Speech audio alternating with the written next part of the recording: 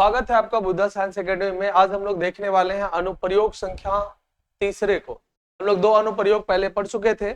आज हम बात करेंगे तीसरे अनुप्रयोग पे, और तीसरे अनुप्रयोग में हम क्या सीखने वाले हैं तो ध्यान से देखिएगा। हमारा यहाँ पे तीसरा अनुप्रयोग एम्पियर का होगा, और एम्पियर के तीसरे अनुप्रयोग में हम सीखेंगे किसी प्रणालिका के अंदर चुंबक क्षेत्र। तो हमारा अनुप्रयोग आपका जो है अनुप्रयोग 3 है, और इस अनुप्रयोग में हमें क्या करना है, क्वेश्चन हमारा किस प्रकार आएगा वो ध्यान देना है। अनुप्रयोग संख्या 3, और अनुप्रयोग संख्या 3 में हमारा क्वेश्चन होगा प्रणालिका के अंदर चुंबक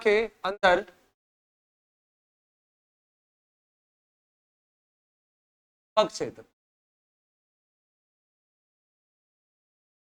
प्रणालिका के अंदर हमें क्या करना है, चुंबक क्षेत्र की गणना करनी है। तो प्रणालिका के अंदर चुंबक क्षेत्र की गणना करने के लिए हमें सबसे पहले क्या करना पड़ेगा, एक प्रणालिका को बनाना होगा। तो हम बनाते हैं सबसे पहले प्रणालिका को। हमारा प्रणालिका कुछ इस प्रकार से है।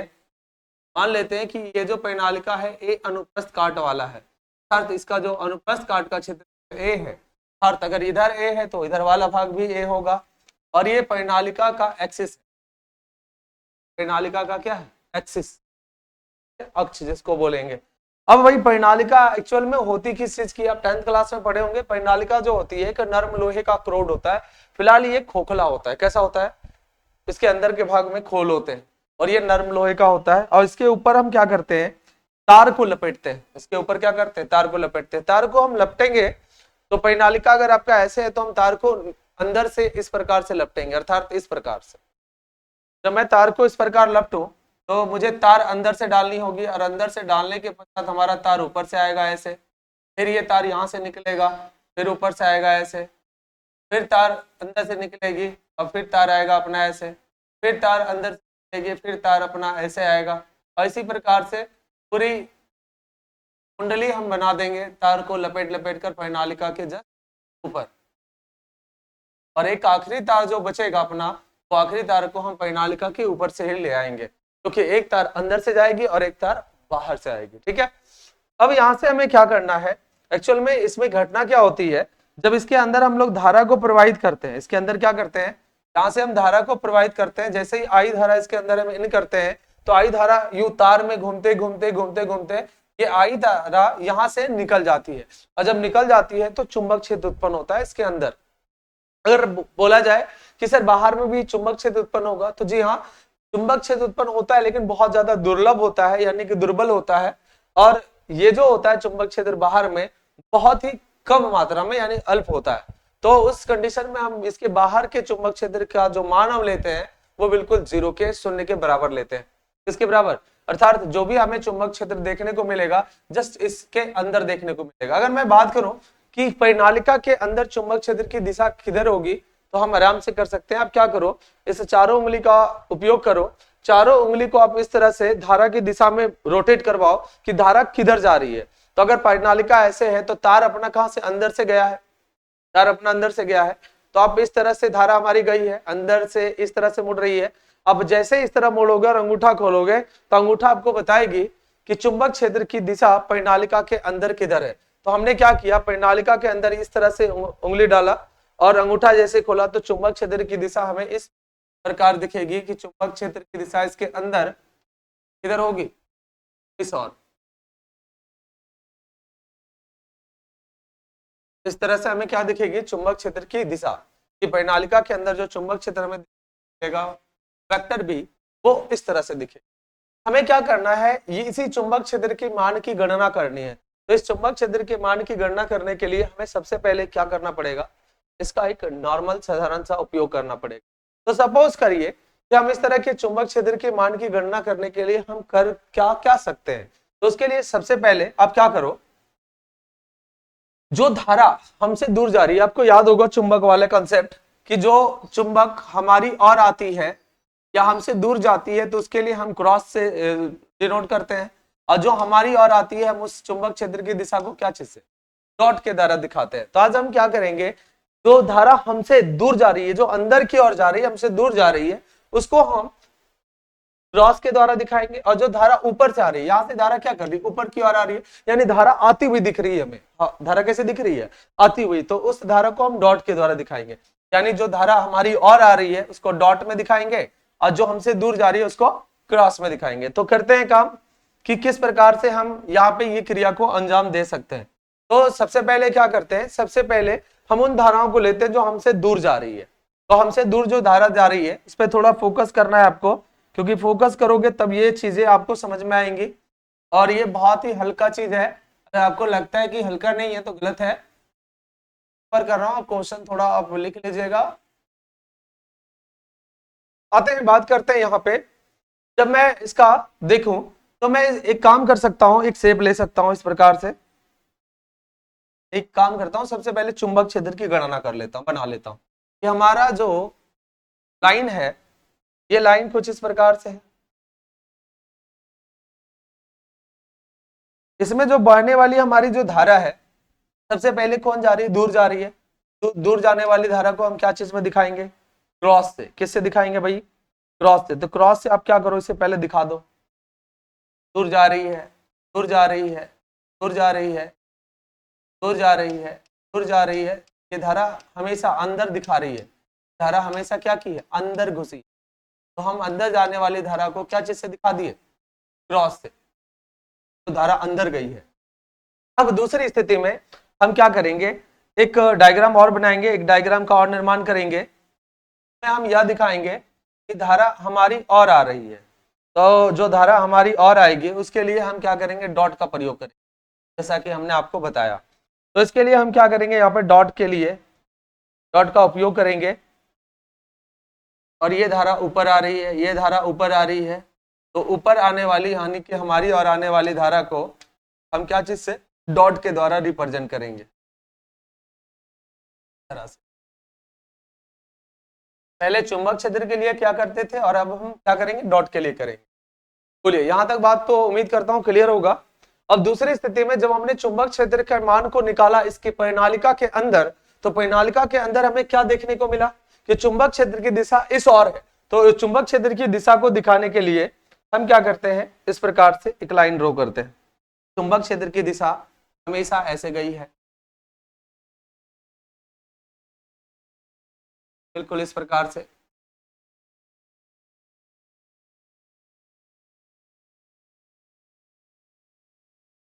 बिल्कुल आप आराम से देखिए, मजा आ जाएगा फिर समझने के बाद, क्योंकि कोई चीज जब आती है तब मजा आता है, इसके पहले कोई मजा। ये जो हमें दिखाया गया ये क्या था, एक समान चुंबक क्षेत्र। और एक समान चुंबक क्षेत्र के लिए हम यहाँ पे यूज करने वाले हैं वेक्टर v को। हमारी जो चुंबक क्षेत्र की दिशा है चुंबक क्षेत्र की जो दिशा है वो कुछ इस प्रकार से है। बोलिए, कोई दिक्कत, बराबर कर।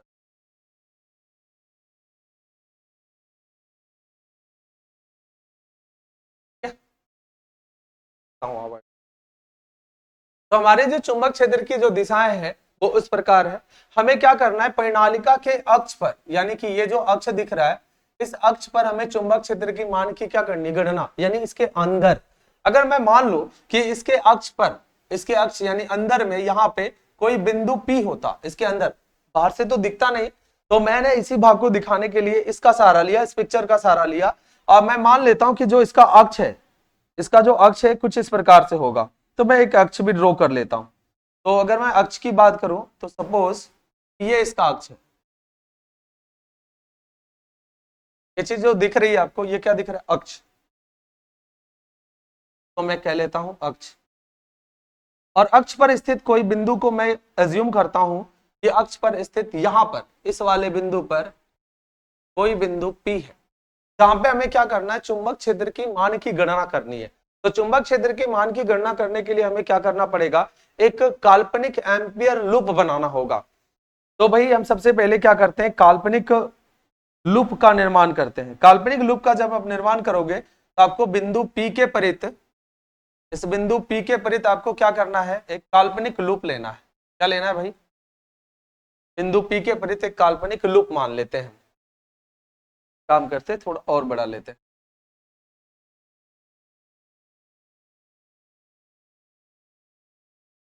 वो चीजें आपको थोड़ा सा फिल होता हुआ दिखे। हमने क्या किया, एक काल्पनिक लूप माना और इसको बोल लेते हैं हम भाई, वो बोल लेते हैं हम क्या, ए बिंदु कह लेते हैं, बी बोलते हैं, बोल लेते हैं, डी बोल लेते हैं। और ये इसकी जो आकृति है वो आयताकार है। किस प्रकार है? आयताकार है। तो मैं अगर ये आयताकार है भाई, तो आयताकार होगी तो इसकी कुछ ना कुछ लंबाई होगी। तो मान लेते हैं इस आयत की जो लंबाई है वो L है और इसकी जो चौड़ाई रही होगी वो चौड़ाई इसकी B। चौड़ाई क्या रही है? यहां तक तो किन्हीं को कोई दिक्कत नहीं होना। अब हम सबसे पहले क्या करेंगे, इस अल्पांश बिंदु P के परित हमें निकालना है चुंबक क्षेत्र। चुंबक क्षेत्र निकालने के लिए आप अगर देखो तो हम इसके के टुकड़े कर सकते हैं, एक AB, दूसरा BC और तीसरा CD और चौथा क्या? DA। यानी कि हमें यहाँ पे एम्पियर का नियम लगाना है। तो एम्पियर का नियम हम लगाए तो लिखेंगे एम्पियर के नियम से, एम्पियर के नियम से। अगर मैं एम्पियर के नियम से चलूं तो आपको पता होगा कि समाकलन PDL cos थीटा बराबर होता है म्यू नॉट इंटू सिग्मा आई के, राइट ना। एम्पियर का नियम पिछले क्लास में हम लोग यही पढ़े थे, आपको यहाँ तक बात क्लियर होगी।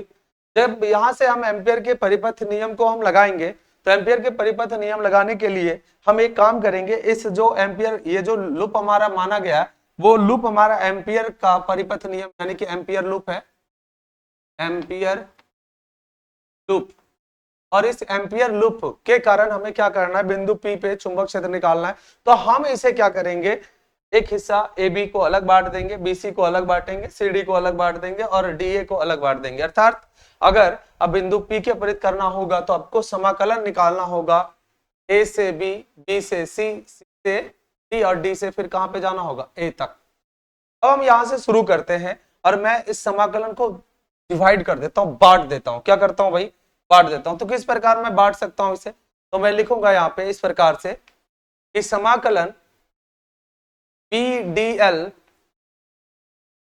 cos थीटा, और इसका जो समाकलन करूंगा A से B के लिए करूंगा, ये हो जाएगा प्लस सारे समाकलन यानी कि एक एक टुकड़े को निकाल के सभी को जोड़ दूंगा, ऐड कर दूंगा। तो हमें क्या निकल जाएगा? इसका अनुप्रस्थ काट का क्षेत्रफल, यानी कि पूरे क्षेत्रफल से हम चुंबक क्षेत्र को निकाल सकते हैं। क्या हो जाएगा? समाकलन टोटल सरफेस। अगला हो जाएगा B से C PDL cos थीटा, फिर प्लस फिर से समाकलन PDL cos थीटा, और ये हो जाएगा प्लस कहां से? C से D के लिए।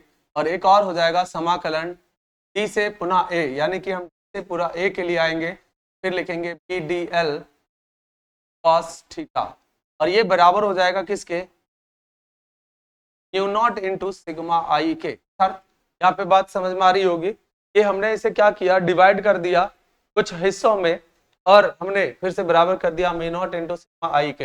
अर्थात हमें क्या करना है, A से B, B से C, C से D और D से A में थीटा का मान फाइंड करना है। क्या करना है? A से B, B से C, C से D, D से A के बीच में हमें थीटा फाइंड करना है। थीटा फाइंड करने के लिए कहाँ थीटा फाइंड करना होता है? तो हमें सबसे पहले एक अल्पांश मानना होता है। क्या मानना होता है? अल्पांश। तो हम क्या करते हैं, बिंदु P के परित, ये जो बिंदु P है, इस बिंदु P के परित हम एक अल्पांश मान लेते हैं।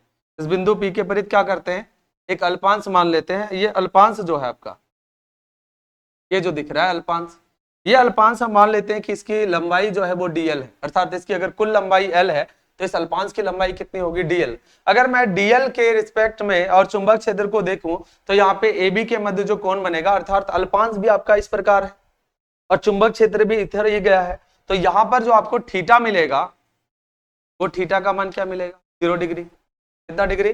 0 डिग्री। यानी कि पहले वाले केस में आपको जो यहाँ पे थीटा देखने को मिलेगा वो 0 डिग्री होगा। एकदम आराम से, बहुत छोटा सा थ्योरी है, समझने वाली बात है।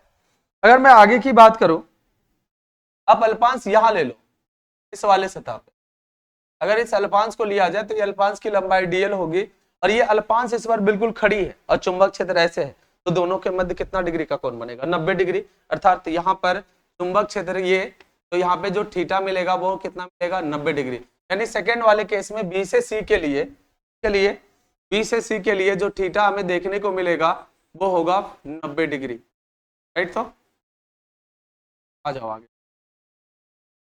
तीसरे केस में अगर आप चलते हो सीडी तार में देखते हो तो सीडी तार के लिए सीडी तार में कोई चुंबक क्षेत्र है ही नहीं, बी का ही मान क्या है आपका 0। तो अगर बी का मान ही 0 है तो थीटा देखने की क्या आवश्यकता है। तो यहाँ पर इस वाले केस में बी का मान क्या है 0। और अगर डी से ए में चलते हैं, फिर से डी से ए में, तो ये तार फिर से खड़ी है। अगर आप यहाँ पे एक अल्पांश मानते हो, यहाँ पर एक अल्पांश मानते हो और ये अल्पांश अगर डीएल है तो भाई इस अल्पांश और चुंबक क्षेत्र के जो थीटा बनेगा, यहाँ भी थीटा जो आपको देखने मिलेगा वो कितना डिग्री दिखेगा 90 डिग्री। कितना डिग्री दिखेगा भाई साहब 90 डिग्री। अगर यहाँ पे थीटा का मान 90 डिग्री है तो हमारे इस वाले केस में भी थीटा जो मिलेगा यहाँ पे, ये थीटा कितना मिलेगा, आप चाहो तो पुट करो, अब आपकी वैल्यू 0 हो जाए यानी कि छोटी हो जाएगी। अब अगर मैं यहाँ से आगे बढ़ूं तो मैं लिख सकता हूं कि समाकलन पी डी एल और कॉस यहाँ पे 0 डिग्री, फिर प्लस अगर मैं यहां से आगे बात बढ़ूं, यहाँ पे हो जाएगा प्लस, और यहाँ जैसे ही मैं 90 डिग्री पुट करूं, यहाँ पे b का मान 0 पुट करूं, यहाँ पे थीटा 90 पुट करूं, तो cos 90 का वैल्यू 0, 0 गुना कुछ भी 0 हो जाएगा। ये b ही 0 है तो ये पूरे टर्म को 0 कर देगा। यहाँ भी 90 डिग्री है तो cos 90 का मान 0 हो जाएगा, अर्थात ये भी 0, ये भी 0, ये भी 0। फिर बचने वाला कौन, ये वाला, यानी कि 0 प्लस 0, अब फिर से प्लस क्या हो जाएगा 0, और ये बराबर हो जाएगा किसके, नॉट इनटू सिग्मा आई के, राइट। तो यदि मानूं कि प्रणालिका में कुल फेरों की जो संख्या यहाँ पे दिखाई गई वो कैपिटल एन है, प्रणालिका में कुल फेरों की संख्या जो दिखाई गई वो कितनी है, कैपिटल एन है। तो ये जो छोटा सा अल्पांश लिया गया, ये जो छोटा सा अल्पांश लिया गया, इस अल्पांश में जो फेरों की संख्या होगी उसे मुझे निकालना होगा। तो हम सबसे पहले क्या करेंगे, हम मान लेंगे कि इसके इकाई भाग में फेरों की जो संख्या है वो छोटी एन है। इकाई भाग में फेरों की संख्या कितनी है, छोटी एन है। तो छोटी एन से हम अगर एल लंबाई में निकालेंगे तो छोटी एन इंटू एल लंबाई में जो तार की कुल फेरों की संख्या होगी वो एन इंटू एल हो जाएगी, अर्थात धारा का मान जो हो जाएगा। अगर मैं आगे बढ़ूं तो यहां से आगे क्या कर सकता हूं, ध्यान दीजिएगा। सबसे पहले मैं क्या करूंगा, बी कांस्टेंट होगा, बी को बाहर कर दूंगा, समाकलन अंदर में बचेगा डीएल और cos 0 का मान 1 होगा, और 0 को ऐड करने से कोई फर्क नहीं पड़ेगा, तो यहाँ हो जाएगा म्यू नॉट इंटू सिग्मा आई, राइट ना भाई। अगर मैं यहां से आगे बढ़ूं तो डीएल का समाकलन करो, तो डीएल का समाकलन अगर आप करोगे तो डीएल ए बी से बी में जोड़ो तो इसकी कुल लंबाई कितनी है, एल। तो यहां से आपका जो अल्पांश डीएल का मान मिलेगा वो क्या मिलेगा, एल। तो आप जहां करके भी इस बात को लिख सकते हो, यहां से आप क्या कर सकते हो, जहां करके बात लिख सकते हो कि जहां डीएल का जो समाकलन हम लेंगे तो वहां से हमें क्या मिलेगा, एल। तो अगर मैं यहां से एल निकालूं तो यहां से हो जाएगा अपना बी इंटू कितना, एल, और बराबर हो जाएगा ये म्यू नॉट इंटू सिग्मा आई, म्यू नॉट इंटू कितना, सिग्मा आई। अगर मैं यहां से सिग्मा आई के लिए वैल्यू लिखूं तो सिग्मा आई के लिए मैं क्या निकाल सकता हूं भाई, सिग्मा आई के लिए हमने क्या कहा था कि यदि परिनालिका में कुल फेरों की संख्या कितनी एन है, तो मान लेते हैं कि परिनालिका के लिए हम काम कर रहे हैं, तो लिखते हैं परिनालिका के इकाई भाग में, इकाई भाग में फेरों की संख्या, फेरों की जो संख्या होगी वो कितनी हो जाएगी, छोटी एन लेते भाई, छोटी एन। तो भाई इसके एल लंबाई में फेरों की संख्या क्या होगी, तो एल लंबाई में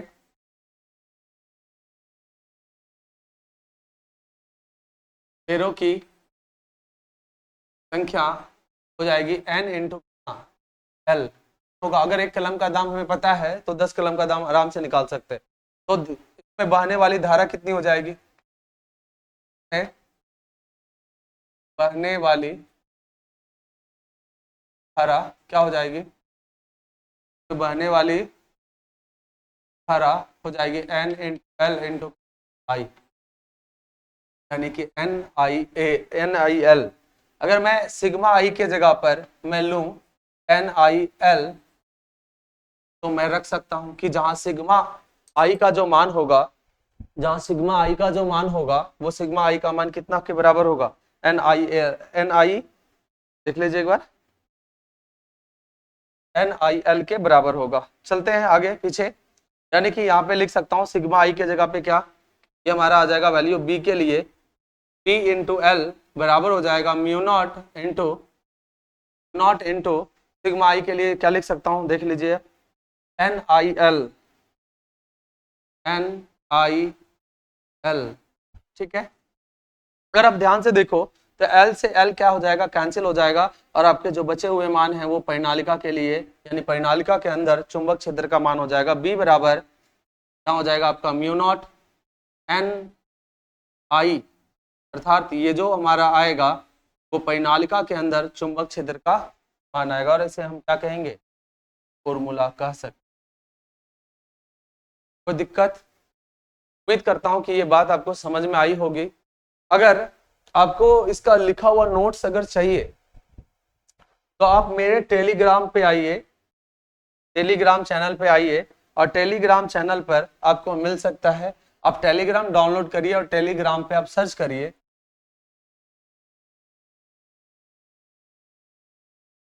फिजिक्स बाय विक्की।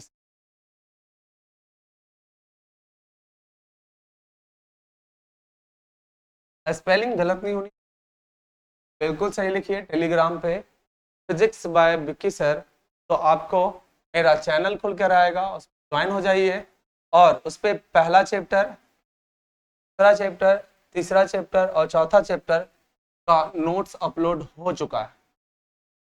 फिर है आप आराम से ज्वाइन होकर आप इन सबों का हाथ से लिखा हुआ नोट्स आपको मिल जाएगा। तो उम्मीद करता हूं कि आपको थ्योरी अच्छी प्रकार से समझ में आई होगी, आप स्क्रीनशॉट ले सकते हो। तो बस आज के लिए बस इतना ही, मिलते हैं फिर अगले क्लास में अगले अनुप्रयोग के साथ। हम लोग अगले अनुप्रयोग में सीखेंगे टोरॉइड के बारे में, और टोरॉइड जो होगा इसी परिनालिका का रूप होगा, इसी परिनालिका को हम मोड़कर एक गोल युक्ति बनाएंगे कुछ इस प्रकार से। अगर आप देखो तो मैं बता सकूं कि हमारा जो परिनालिका होगा इस तरह से गोल हो जाएगा, यानी कि उसके दोनों सिरों को मिला देंगे और तार का लपेट कुछ इस प्रकार से होगा, और इस प्रकार की युक्ति को हम क्या नाम देंगे, टोरॉइड। क्या नाम देंगे, टोरॉइड नाम देंगे। और टोरॉइड के कारण हम देखेंगे चुंबक क्षेत्र, इसमें 3 केसेस पढ़ने होती है हमें। एक बार चुंबक क्षेत्र बाहर निकाल के देखना होता है, एक बार चुंबक क्षेत्र अंदर निकाल के देखना होता है, एक बार इसके अक्ष पर निकाल कर देखना। तो हम किस प्रकार से इस थ्योरी को अंजाम देंगे तो हम लोग अगले क्लास में देखेंगे। आज के लिए बस इतना ही, मिलते हैं फिर अगले क्लास में। आज के लिए बस इतना ही।